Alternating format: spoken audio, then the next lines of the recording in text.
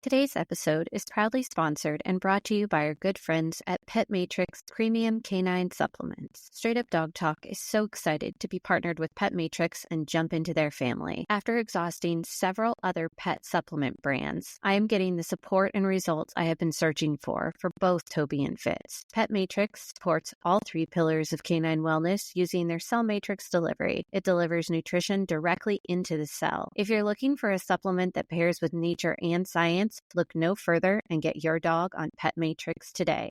This stuff works, period. Welcome to Straight Up Dog Talk, the podcast where pet parents, pet guardians, and pet professionals come together to dive into real issues in dog parenting. From controversial training methods to sensitive health topics, we're getting raw and real about what it means to care for our canine companions. Join us every Wednesday for unfiltered conversations, expert insights, and personal stories that will make you laugh, cry, and grow as a pet parent. No topic is off limits and no question goes unanswered. You won't get one perspective here. You'll get them all because every dog is different and every human is too. You can follow along on Instagram, TikTok, and Facebook at Straight Up Dog Talk or by visiting www.straightupdogtalk.com. Tune in from any of your favorite podcast platforms. Welcome to Straight Up Dog Talk. I'm Em, and we're back again with another amazing guest. This week we have Haylee, who I met on Instagram with her dog Cider, that is a service dog in training. And Haylee has agreed to come here tonight and give us some information on what it's like to train a service dog when they're a puppy and just some common service dog etiquette. How are you doing tonight, Haylee? I am doing just wonderful. How are you doing tonight? I am doing wonderful also. I'm so glad that we finally get to have this conversation and share it with the listeners. We've talked a lot behind the scenes on Instagram, but you have a really kind of unique story, and you have you have a service dog in training, and then you have your other service dog. So you have the whole kind of package. You've been through the whole process and now you're going through it again. I think it'll be really fun. So why don't you just tell everybody a little bit about yourself and about the dogs? Okay, awesome. Well, first off, thank you for inviting me to this wonderful podcast. I really appreciate it. I am 30 years old. I have two service dogs. I have a fully trained service dog who came from an organization who I got in 2018. His name is Jake, and he's a yellow lab. And then I have a service dog in training who is being trained to kind of step into Jake's shoes when he gets ready to retire, because he's now 8 and will be retiring soon. And my service dog in training I got from a very reputable, amazing breeder at the age of 8 weeks old. He's also a lab, and his name is Cider.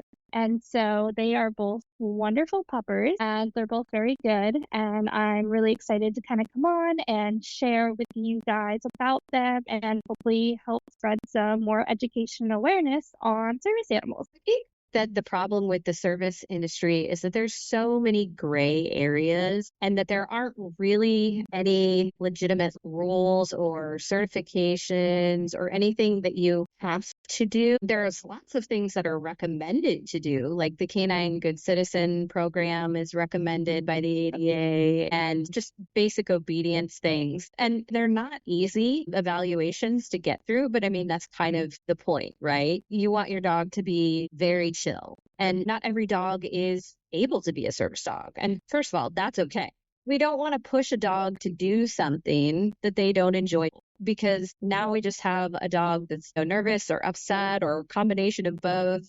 And then you can't really depend or rely on them because their response time is not going to be what we need it to be in order to be proficient when we're in medical distress. Yeah, for sure. So the whole service dog thing, it can be very difficult. There's a lot of dogs who can be really, really great at tasking and grasp the concept of being able to actually task their handlers, like doing different types of medical alerts, catching on to diabetic alerts, cardiac alerts, alerting to anxiety responses, PTSD episodes, helping with night terrors. There's just so many things that a service dog can do and dogs can be really great at. But then when it's time to step into the behavior aspect of things and the public access aspect of things, it can be really difficult. And that's where a lot of the times a service dog will wash out. They might be really good at tasking and might be really good at home, but then when it comes to the public access aspect of things and being able to be confident and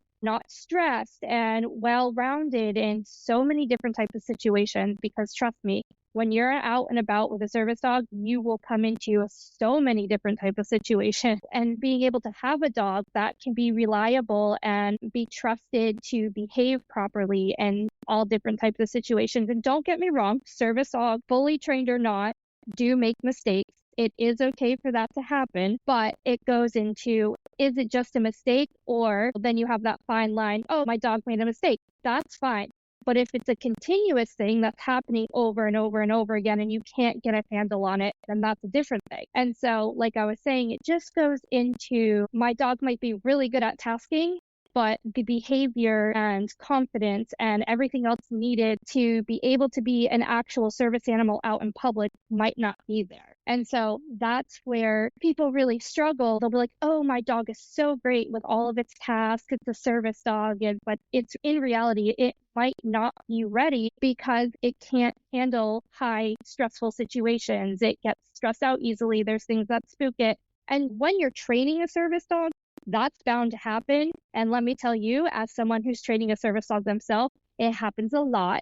And that's okay. It's just about working through that stuff and making sure that dog realizes, I don't have to be scared of that, and moving on from that. And as long as the dog can get scared and then move forward, then that's okay. That's a different thing. It's the dogs that become fearful, reactive, is just constantly stressed, panting, yawning, all the stress signs consistently while out and about. You might have to be like, is my dog really cut out for this? So it is definitely a thing that a lot of people struggle with. If I could touch on the whole certification thing, I know the ADA says there's no certifications required for service animals, and that's fine. And I don't think there should be, unless we can get a handle on all of the scam websites, all of the fake registries online, all of the people selling fake IDs and certificates, because until those websites are shut down, then all the people that are going online to get these things are still going to be able to do it.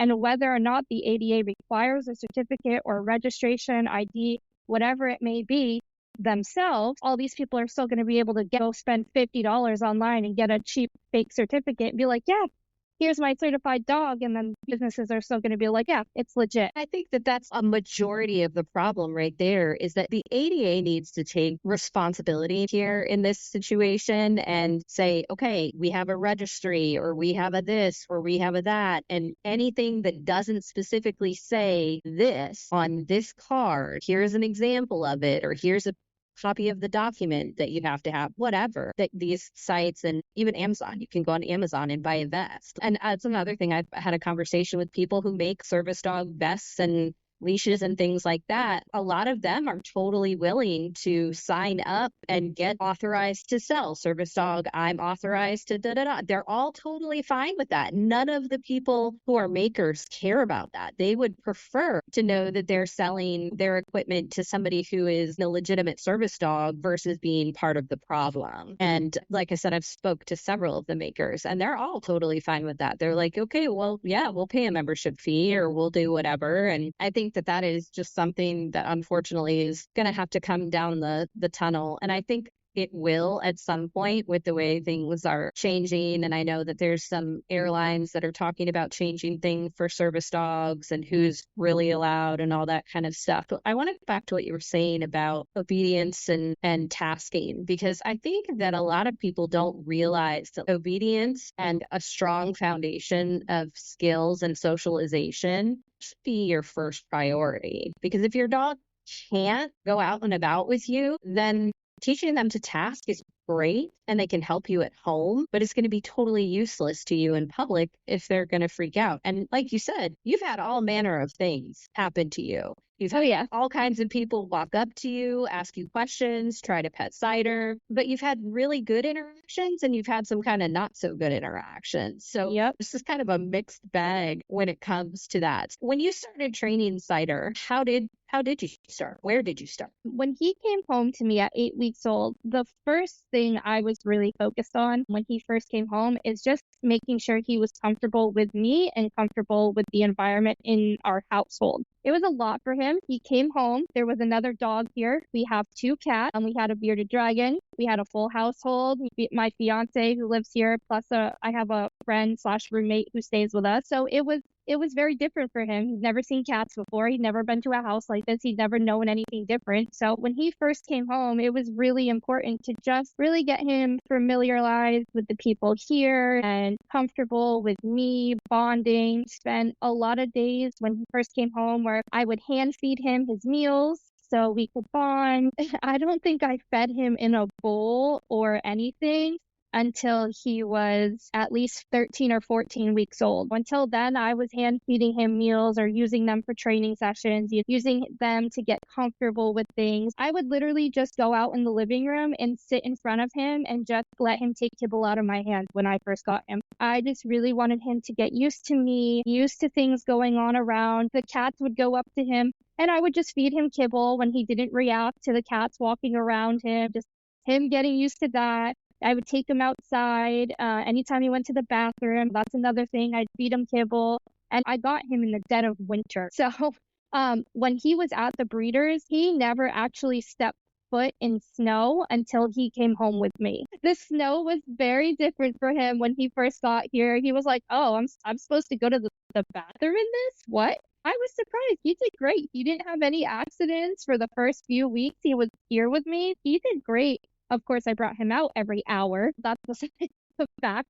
Every hour through the night, I was getting up and bringing him out. We didn't have any accidents, so it worked out well. But yeah, it was really just about when I first got him here, familiarizing him with things, bonding with him, just feeding him and making him realize that interactions are fun and good and happy. That was really my main focus. And then after the first 2 weeks or so, I started introducing things like sit and just basic things, getting him used to the environment outside, taking him out, started doing luring exercises with him on and off of a leash for very short periods at a time. He's only 9-10 weeks old. I'm not asking him very much. We're doing like 5 minutes. Okay. So I take him outside in the driveway and do some luring on a leash with him for 5 minutes. And then I get really excited. Oh my God, good job, you did. I do it around my kitchen in my house. And I would do this a few times a day, for maybe 5 minutes at a time. We would do on a leash some luring exercises. I was doing luring onto a stool, up into his crate, lots of crate games, to get him used to his crate, because for the first few nights, he was not a happy puppy in his crate. We did lots of crate games, fed him enrichment toys in his crate. I literally laid in his crate with him and just hand fed him kibble, just laying there, getting him comfortable. After a few days, he was like, oh, yeah, this isn't so bad. Hey, it was just really about basic things the first few weeks, and no tasking, no bringing him in public, nothing like that. It was really just getting him used to being here with me, used to me as a person, basic things like luring on a leash, luring around into different confident situations, like up on a stool, up the stairs, up on some weird surfaces, just very basic things. I think that that's really important as a dog trainer. That's something that I encourage, that I've learned from my mentors, is that everything you teach, you should be teaching at home first anyway. You don't just automatically go to the front yard. You don't automatically just get in the car. You don't just walk around the block. Your dog is like a baby. It doesn't know anything, and it doesn't speak the same language as you. So you can say sit or down or fetch or whatever, and your dog is going to be like, what? If I lured him into a sit position, I don't even think I paired the word sit to that until he was 11 weeks old. I'd lure him into a down, I'd lure him into a sit, he would do it no problem, but I wasn't pairing that word with those commands yet because I didn't want to overstimulate him. I didn't want to confuse him. It was just all about luring him into the positions I want. Same with come. I would put him in a down and then I'd lure him right towards me, and while I backed up and just have him follow me. I didn't pair that with come yet though. It was just about what I was asking, body language. There was no actual commands until he was 10 and a half, 11 weeks old. I think important too, because I think the repetition is the thing that a lot of people don't understand, is that for every time a dog has done something wrong, they need to do it right 2 more times. So that means that for every time you've done something wrong, then your dog needs to successfully do it right 3 times in order for that to start becoming a process in their head that they're like, oh, so right out of the gate, you were setting yourself up for success by setting very low expectations and going through things, using his food, making it just part of your routine and being the resource. Because when you're feeding him out of the bowl, that's 15, 20 minutes worth of training or longer, especially if you're breaking it up. And when you have a puppy, like you said, keep it short, keep it sweet, and end on success. If they start to struggle, get that last one in there, say yes, give them their reward, good job, and then let them go do something else for a while. Yep, very much so. Ryder's now just over 9 months old. I can't tell you how many times up until this point, there's been times where we'd be doing a training session, whether it's at home, whether it was out in a store, whether it was at a park, wherever it may be. And you could just tell his mind was just not there. And I'm like, okay, today's not the day. We're just going to do something else. And we'd go play ball and practice just bringing the ball back and forth to me and just doing something different because his focus was just not there. And that's okay. I mean, he's a puppy. That's going to happen. And he needs to know that I'm not going to get frustrated with him for not being able to do things 24/7. He's a puppy. If there's a day that he's telling me he's not wanting to do that, I'm going to listen. I'm not going to push him so he's flustered. That won't do anything. He won't learn anything from that. I think that goes for every dog too. I mean, that's not just a service dog thing. That's every dog, their dog thing. Yeah. Not getting frustrated with our dogs is the best thing that we can do for them because they don't understand why we're frustrated. They know we're upset. They can tell and they can smell it. They can see it. They can read our body language. But again, they don't understand humans. So they don't understand 99% of the words that just came out of your mouth when you're over there like kicking dirt and throwing a temper tantrum because your dog didn't do whatever it was that you wanted. And taking a beat, sometimes that's just what you have to do. I'm going to share kind of a crazy thing that happened to us earlier this week. We had a hot air balloon almost land in our yard the other day. And I didn't see it at first. And Fitz is doing this thing. He points with his paw. And he's alerting. I'm like, what the heck is he alerting to? And I'm like looking around. I'm thinking the way that he's looking at a tree. And I'm like, is he getting chewed out by a squirrel? What is happening here? And so I walk around the side of the house and here comes this balloon just drifting down into our yard. If this had happened a year ago, if this had happened 2 years ago, he would have freaked out and he probably would have peed and he probably would have tried to hide and it would have been a big, huge ordeal. But instead, he just alerted to it and then he asked to go inside and then he went and he took a nap. That is because we have focused so hard on desensitizing loud noises towards cars, towards large vehicles, the Amazon truck, all of those things. You have to do each and every single one of those individually. You cannot rush your dog. It's going to take as long as it takes, unfortunately. And I will say there are times I preach to the choir, don't get frustrated with your dog. There are certainly times that I have gotten frustrated and it will happen. And it's so crazy because I could be frustrated and not even raise my voice at sight or not do anything, but he can tell. He can just tell I am frustrated and I just have to walk away. And sometimes that's all you have to do. And that is the best thing to do because you don't want to do something that's going to push back your training with your dog or make them fearful, because if they associate you getting frustrated with something, then they're going to be unsure of whatever that thing is next time. They're not going to understand. Walking away is the hardest thing, yet the most valuable thing I have learned. And I'm by no means a dog trainer. I just train my own service dog. I'm not a certified dog trainer. I don't claim to be some dog trainer. I just train my own service dog. That is one of the hardest things I've had to learn from experiencing with training my own dog is you cannot show them that you're frustrated. If that means you walk away and do something else and let them go play, then that's what you need to do. And then come back and revisit what it was you were trying to do before, because you are going to get nowhere. I can't tell you how many times, especially with Fitz, there's totally different dog, totally different learning style. I've never had a dog with such high drive to play and go, go, go all the time. I can't tell you how many times that dog has made me cry. And I've just had to be like, hey, Kong, just go kennel for a little bit so I can cry and you don't have to feel bad about it, because it's hard. It's fine. hard. Everything's fine. It is hard. I think a thing that we don't talk about enough either is that training your dog is hard. Training a service dog is hard. Yeah. Because it has to be so much more specific, because it is task oriented, because they do have to behave in public. And like you said, yeah, they can make a mistake,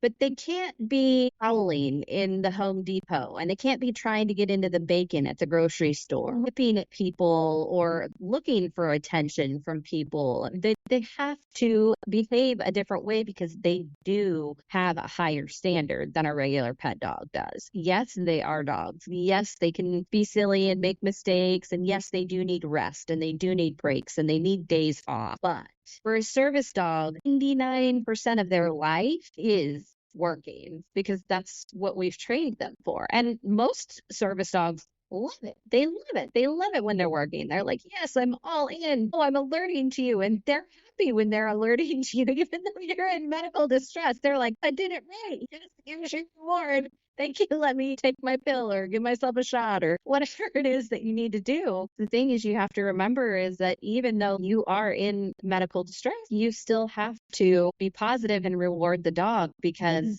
that one time that it's a negative association, you have set yourself back and then you have to rework it. So I can imagine that it can be pretty stressful.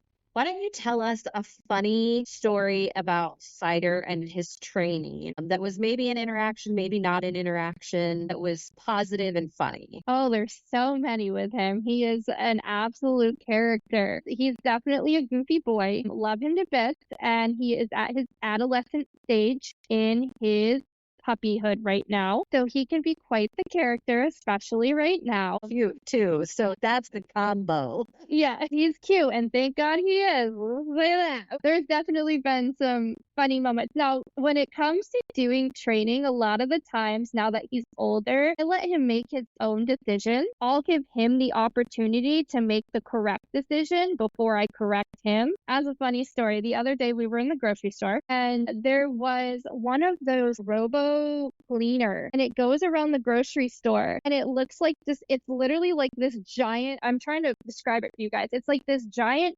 tall looking gray stick almost that goes straight up and down, and it's probably like a foot wide by like foot in length and then like 8 feet tall. The thing is huge. And it goes around and it cleans the floors of the grocery store. So we were there the other day and the thing was going around the aisle. And it was the first time it had been around the aisle since I had been there with Cider. So this is definitely a new experience for him. We went to go walk by it. We weren't super close to it, but we went to go walk by it. And all of a sudden, he sees it out of the corner of his eye and he just stops dead in his tracks and looks over at it. He doesn't do anything. He just stops and stands there, was looking over at it. And he looks back at me, and then he looks over at it. And I'm just kind of waiting for him to make the correct decision because he kind of stopped and I kept going and he was a little far behind me. So I was waiting for him to make the decision to get back into his heel and continue going on. And like I said, he's at the stage now where I kind of wait for him to make the decision and see what he's going to do. And then if he doesn't do what he should, then I'll correct him. So he was just stopped staring at it. And then he looked up at me, looked back at it, and then he moved forward and he came back to me and I was like, yes, good boy, good boy. So then we walked around and we went back to it and then he was fine with it. And I thought it was just the funniest thing because the look, I wish I had a video of it, the look on his face of like, what in the heck is that? Like, it was just like, he didn't do anything. He just like stopped dead in his tracks, all 4 feet on the ground. And he was like, what is that thing? Like, what in the heck? And then, like I said, we kept going and it was fine. But I just thought it was the funniest thing. He was so confused by it at first. He's like, I've never seen this before. What is this? Sounds like it's a giant robot vacuum. We have a Shark robot vacuum. And I can't tell you how much time I spent working with my dogs so that when I run that vacuum, they just walk by it.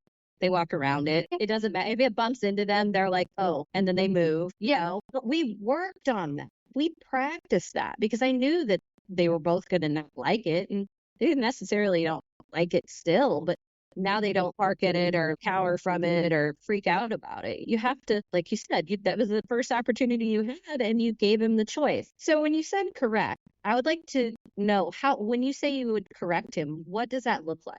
Now that he's older, he knows what to leave at me. Obviously, that's something I had to teach him.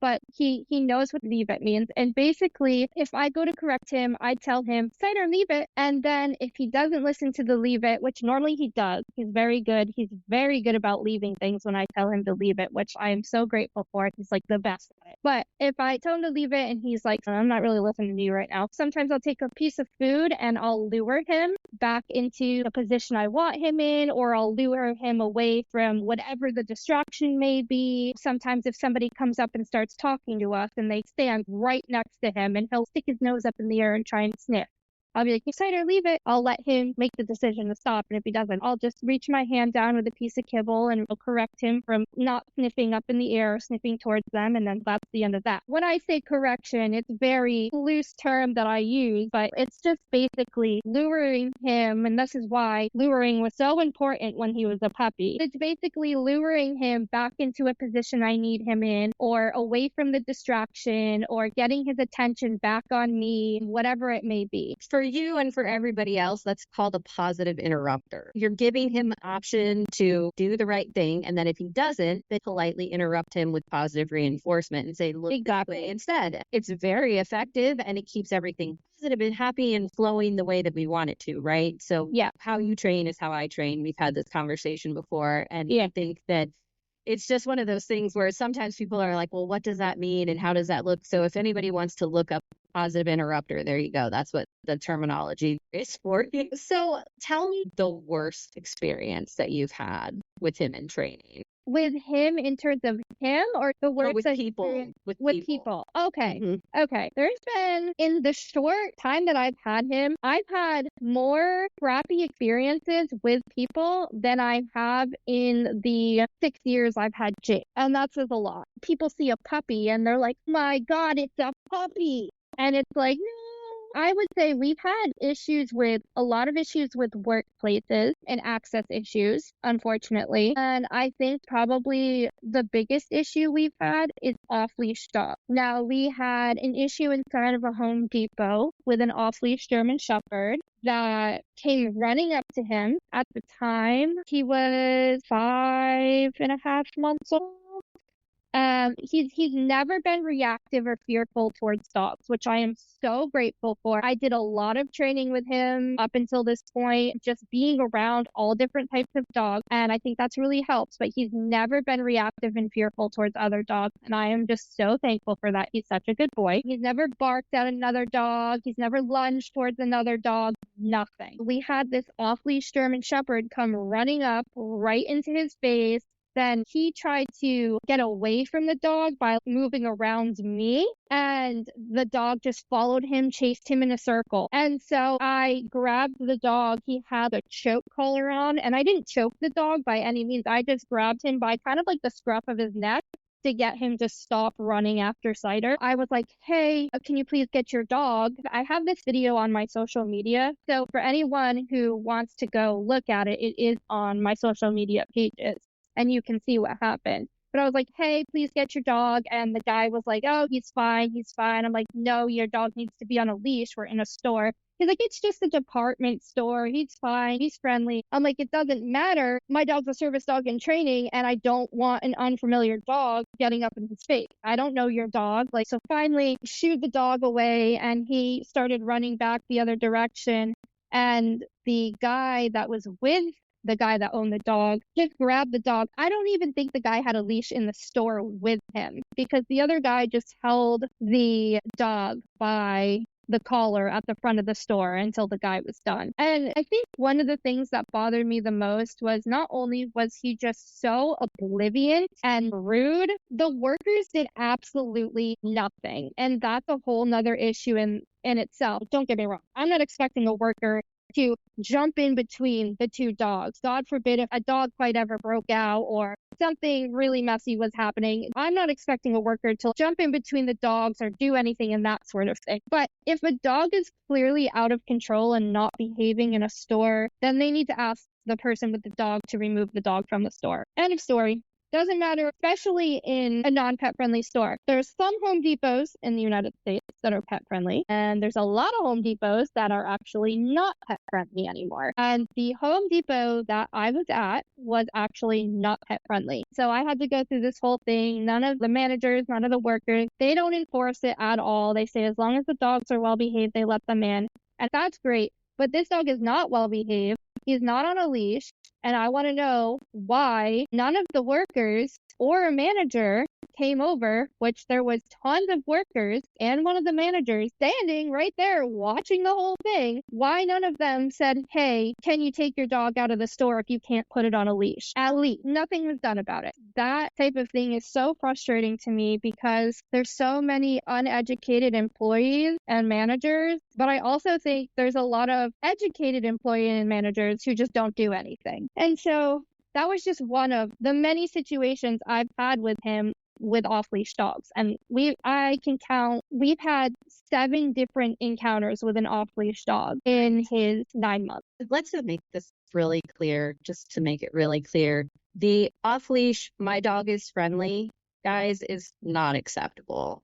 It doesn't matter if you are in a store, if you're in a park, if you're in a parking lot, if you're in a neighborhood. There are leash laws for a reason. There are dogs that are not approachable, not friendly. If you came at me and your dog was running at me and you said my dog is friendly, I would be yelling back, mine is not. It's not just dangerous for me, it's dangerous for your dog too. I know what's going to happen. Fitz is a chicken and he's going to run in the other direction. That's not what's going to happen with every other dog. This is how fights happen and dog bites happen and all these scary things. We need to get past this my dog is friendly thing because it's not okay. Because not everyone has a dog that's approachable. Not everyone wants to be approached by your dog. And sometimes when you're doing things like training your service dog, you can't be approached. You need to be left alone. You're a distraction. You're something new in the environment.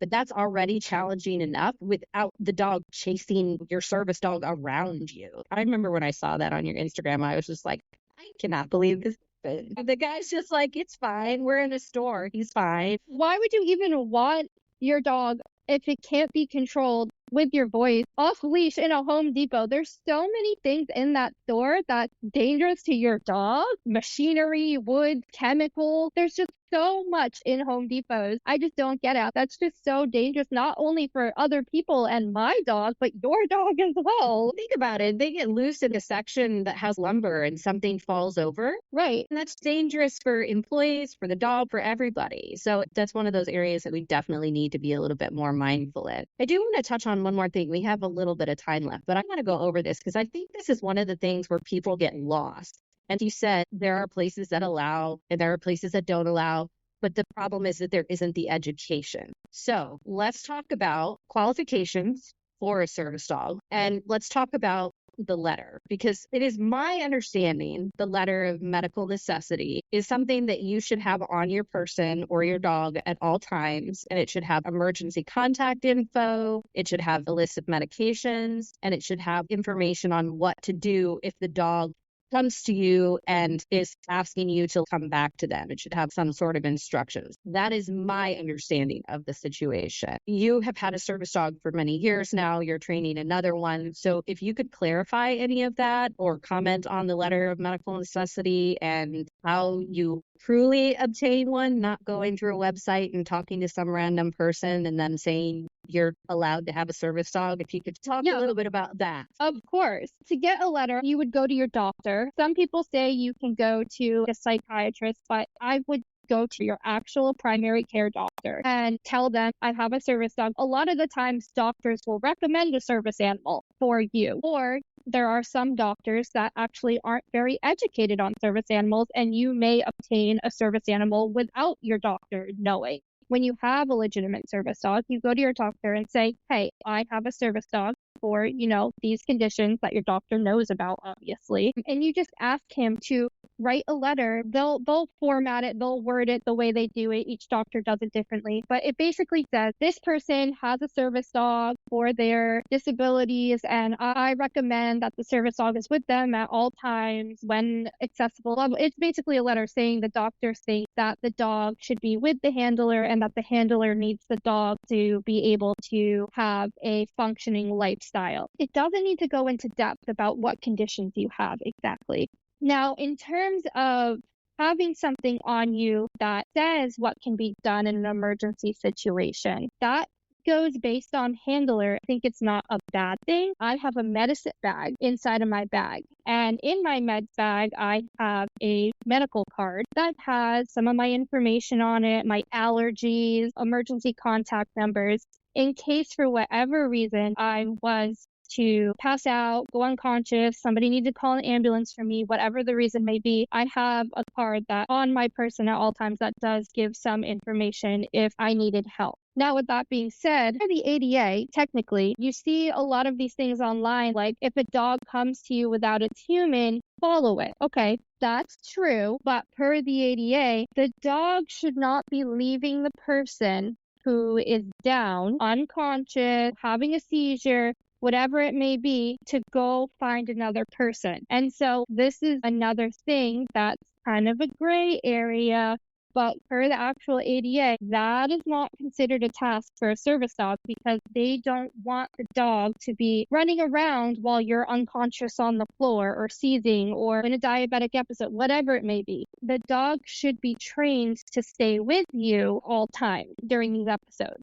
So it's always good to carry something with you. Not everyone needs to do it for every type of disability. Sometimes people with just everyday anxiety or PTSD episodes or things like that, they choose not to carry the card with them because they might not pass out or go unconscious or have an allergic reaction that requires an EpiPen or something like that. It's not something that needs a card for. But for disabilities that you can use one for, I do recommend it. It can be helpful just to have something somewhere on your person that somebody can look for. Sometimes people will put them inside of their dog's vest if they use a vest or a harness. Sometimes they'll put a note that says medical information in my bag inside one of the pockets, but not all dogs wear vests and harnesses. So it can be tough, but it's not bad to have something with you. In terms of the doctor letter, that's not something you need with you at all times. I don't personally carry mine around. I've used it for situations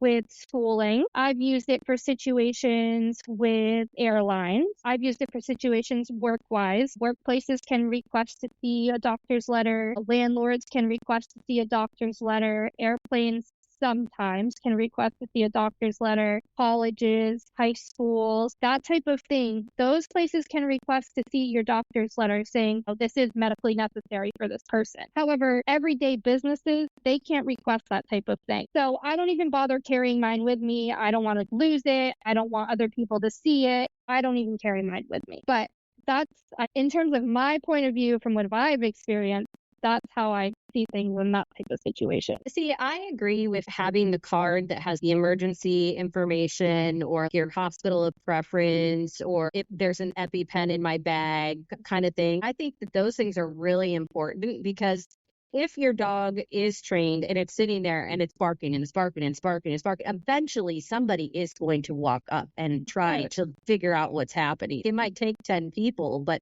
eventually somebody hopefully is going to call 911 and come over and check you out and all of that kind of stuff. And I think that that is going to help you be in a better situation medically, especially if you're completely out of it and you can't help yourself and your dog can't obviously stab you with an EpiPen. So you got to jam those in there. They're not fun. I have to use one. I don't like to do it. So I don't think I would want my dog to jam me with an EpiPen.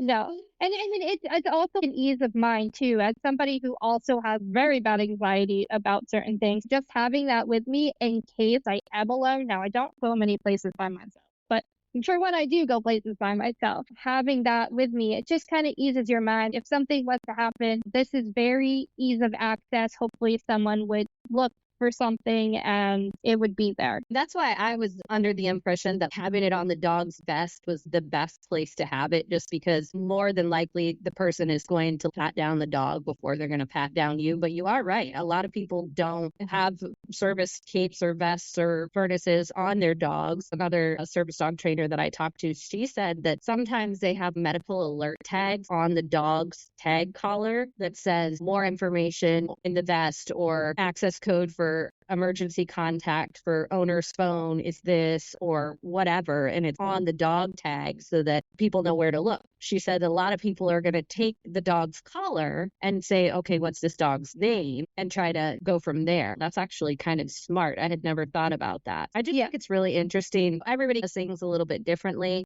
I have flown on the plane with Fitz before, and I have to fill out a lot of paperwork to do that. I mean, he's just an emotional support dog. And I know that they're changing laws about that. I don't think that you can fly with emotional support dogs anymore. I'm not 100%.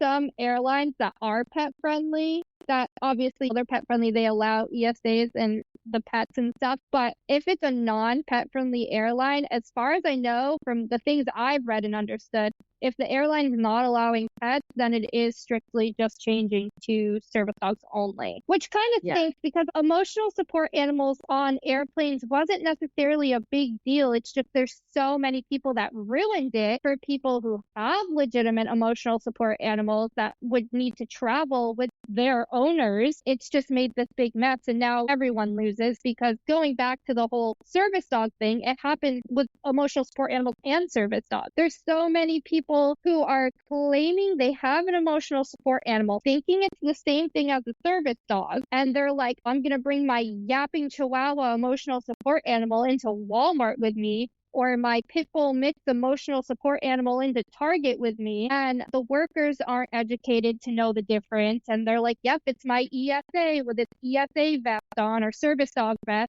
that says service dog, but it's actually an emotional support animal. And those people are not only making it harder for service animals, but they're also ruining it for legitimate emotional support animals, which is just crappy. That comes all back to what we talked about at the beginning, which is the foundations of obedience and behavior, and making sure that your dog is well mannered and they can behave and act accordingly in public spaces. And a lot of people coming in saying, oh, I have this emotional support. Okay, maybe your dog is really helpful to you when you're at home and you're going through anxiety and all that kind of stuff.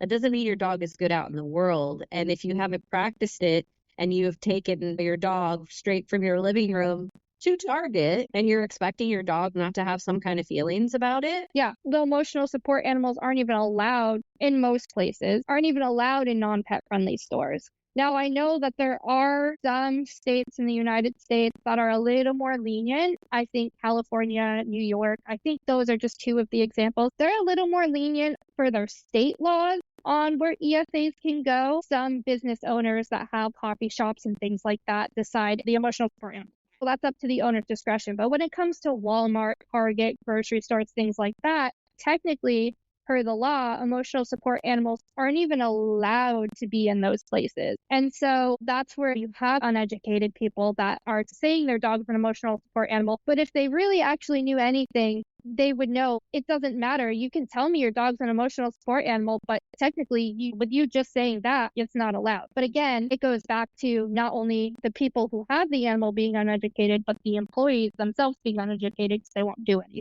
Yeah, no, I completely agree. Well, we are running out of time, but I do want to give you the opportunity to leave the listeners with something. And I also want to encourage you guys to follow Haylee and also kind of keep an eye out, because we have some plans and some talks in the works, maybe have some lives and maybe some collaborative stuff that we're going to be doing together going forward, just to continue this education. And of course, Haylee will be back, so keep an eye out for her episode. What would you like to leave the listeners with? I just want to say my whole social media platform is just based around spreading positive awareness on not only service dogs, but disabilities in general.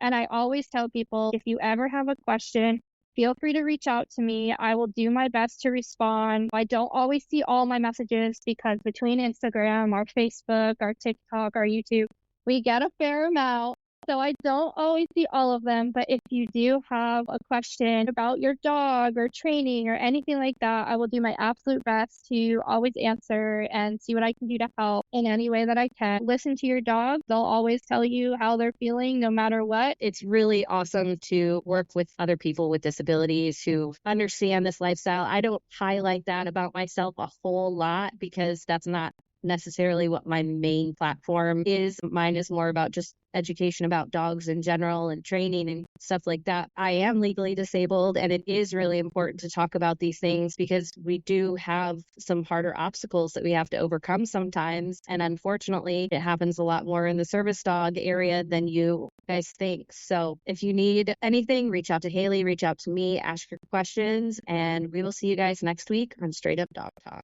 Straight Up Dog Talk was created by Emily Breslin. It is edited and produced under the supervision of Straight Up Dog Talk, LLC, and Emily Breslin. If you're enjoying this podcast, follow or subscribe and be sure you don't miss an episode. And leave us a review on your favorite podcast platform. Looking for more honest and relatable dog content? Check out our sister show, Unpacked, with Jerry Sheriff and Madison Simpson. Thanks for listening to Straight Up Dog Talk. See you next week.